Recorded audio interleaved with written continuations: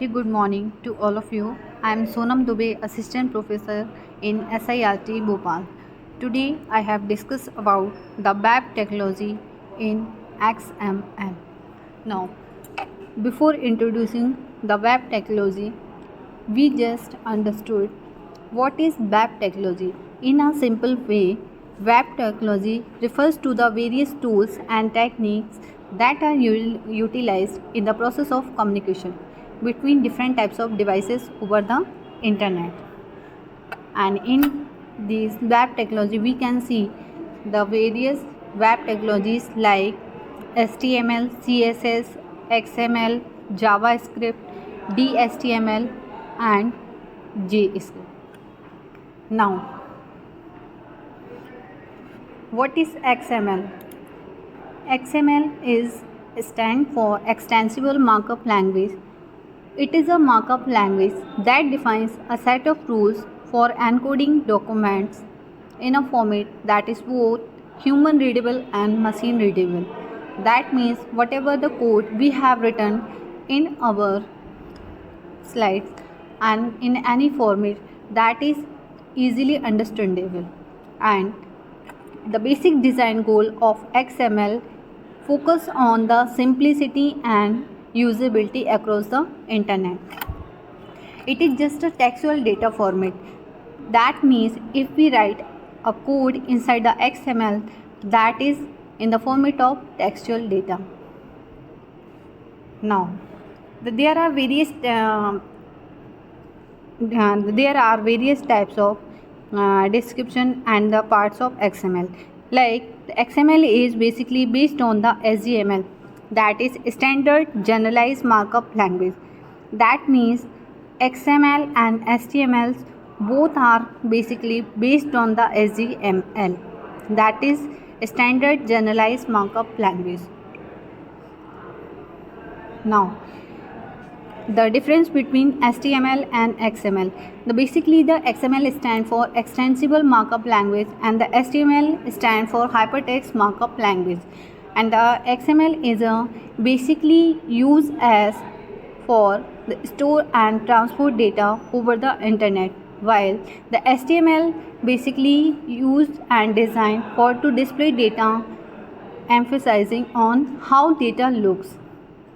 Now, XML is designed to be self-descriptive, but in case of HTML, the HTML is about displaying data, hence it is static, whereas the XML is about carrying information which make it dynamic. Now, what is XML? XML is nothing but a language and markup language that is basically used for to store and transport data like HTML. Now, the purpose of XML to design to describe data in a user readable format. XML tags are not predefined unlike the HTML. Inside the HTML, when we write any data, any tag, we are that are predefined, but in case of XML that are not predefined. That means whenever we write a code inside the XML, we just make our own code, and inside the tag we can use it like a code. That means we can say easily XML has its own tags. Now, what is the meaning of extensible? Extensible, that means it can be extended to lots of different applications. And the markup languages, that means a language that is used to mark up data. And meta languages are languages used to create other languages. Now, this is the code for HTML file. Whenever we write a HTML code, we can just start with the declaration part, that is doc type declaration, and then we write the HTML tag, then body tag, and inside the body tag we just write different types of headings. And these headings varies from heading 1, heading 2, heading 3, heading 4, heading 5 and heading 6. So we can say basically there are 6 headings inside the body. Now the body tag is closed, and at the last one we just close the HTML tag. Now, and this is the XML code. Inside the XML code, suppose we just write a matter about publishing a book. So in case of publishing a book, we just start with the book tag, then title, then author, then the date of publishing and the publisher who has published this book, and after that we can just close the book tab. Now the next one is XML role. XML perform a various role inside the web browser and the server. That means there are three parts. First one is user interface, the second one is XML application, XML parser, and the third one is data store. The main role of XML to transport and store data. So in this slide we can see how the data is stored inside the server. Now the first one, when we write any code inside the XML, these code interact with the XML application. Now whenever the user interact with these application, the parser convert this XML code into the user machine readable form, and that will be stored in the server. So this is the procedure for XML data storing. Now, what are the advantages uses XML? XML basically used to extend data. That means if there are some application or some codes that are in different formats, so we can easily extend our data into different format by using the XML code. Now the second one is XML and B2B. That means with XML, financial information can be exchanged over the internet. That means B2B stand for business to business. That means an application which are written in different formats, we can easily update into different format. That is machine readable as well as user readable. And the third one is XML can be used to share data. With XML, plain text files can be used to share data. Now, the next one is XML is free and extensible. XML tags are not predefined. We must invent and we can make our own tags easily that are user readable. So we can say it is easily extensible. And the next one is XML can be used to store data. That means with XML, the plain text files can be easily stored. The next, XML can be used to create new languages. That means XML is the mother of WAP and WML. Now, HTML focus on look and feel. That means whenever we write any code inside the HTML, that is basically used for to design and show the data in the web browser. But in case of XML, we can easily make our data and transfer and store in a easy manner. Now this is the example of XML. In this code we can see here, this is a command code. Inside this we can see the XML version equals to 1.0 and encoding equals to ISO, that is International Standard of Organization, that is 88591.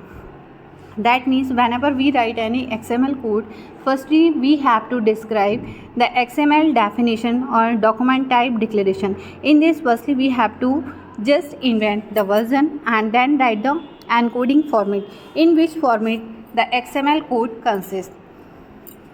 Now the next one is, here we start book tag, then title tag. Inside the title tag we can write my first XML file and then close the title tag.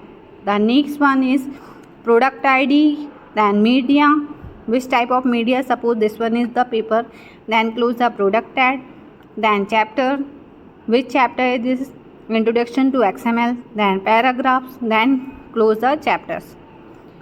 Now Inside the chapter tag, we can just write XML syntax. That means the elements must have a closing tag and the nested tag. If we are using a nested tag, that means we can use tag inside the tag. So XML has the special permission of nested tag. Now, the elements can have different content types. There are 4 types of elements inside the XML, that is element content book, mixed content, simple content and empty content. That means if we are writing any XML code either in the form of element content, we can just write only the elements, and then mixed content. Inside the mixed content we can write the XML code as well as HTML code as well as CSS code, but all are in proper format. And the third one is simple content. That means we can just make our own tag inside the XML code and then write a para. And the last one is empty content. Suppose we are just store the data only for the user readability, so we can just write the empty content. Now, element naming rules. Elements can contain the letters, numbers and characters. Their names must not start with a number and punctuation characters. The names must not start with the letters XML. Suppose caps in caps XML or caps is X and small ml. The names cannot contain spaces. Now next, the names should be short and simple. The XML documents often have a corresponding database in which fields exist corresponding to elements in the XML documents. The element's value must always be enclosed in quotes, but either single or double quotes can be used. Suppose we have to write a sex of person. Suppose a person is having sex male, so we can write male. If a person having the female sex, so we can write the female. Now, the XML attribute. The XML attributes can have the attributes that are used to provide the additional information about the elements. And attribute is generally used to provide the additional information like different types of tags, elements and others. In HTML, image source equals to computer.gif. This is the one example of XML attribute. Now, the use of element attribute. The data can be stored in child elements or in attributes. We can just simply write introducing with the XML code the person name, first name, last name, then tag, close the person tag, then write the elements tag. Like inside the person we can write the sex tag like male or female, then first name, then last name, and after that we just close the person tag. Now, what is DTD? Whenever we write any XML code, we just heard about the DTD. The DTD stands for document type definition. The DTD used for to validate the documents because it establishes a grammar of an XML vocabulary, and it is necessary for performing document validation and development and deployment. Now, these are some example of attribute types like CData, enumerated, ID, DREF, AMBOK. These are some examples of attribute types. Okay, now thank you.